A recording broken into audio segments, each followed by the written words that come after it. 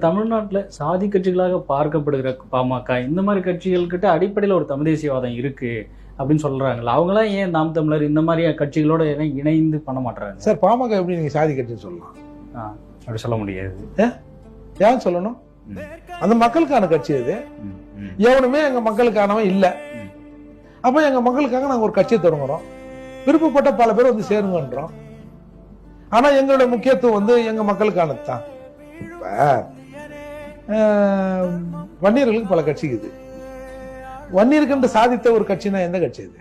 நீங்க 1000 விமர்சனம் பொது வெளியில வைங்க, அவர் அங்க போறாரு இங்க போறாரு, எங்கன்னா போட்டியா? எங்க போனாலும் அந்த மக்களுக்கான விஷயங்கள் நடக்குதா இல்லையா? சரி, ராமதாஸா ஒரு பிழைப்பு அங்க போறாரு இங்க போறாரு. எங்கேயாவது ராமதாஸை அவர்கள் மருத்துவர் இல்ல அன்புமணி அனுப்பிச்சு எங்கேயாவது கூட்டணிக்கு கெஞ்சந்த பார்த்தோமா? எல்லாம் அங்கதானே போய் உருவுறீங்க. வராதவன் கூட ஐயோ மருத்துவர் வந்தா பரவாயில்ல, இவனு கைட்டு விட்டுடலாம் அப்படிங்கிற சிந்தனை எல்லாம் இருக்குல்ல. அப்போ அவர் சரியான பாதையில் போகிறார் தானே அர்த்தம். அங்கேயும் பேசுறாங்க இங்கேயும் பேசுவாரா? பேசுவார் தான்.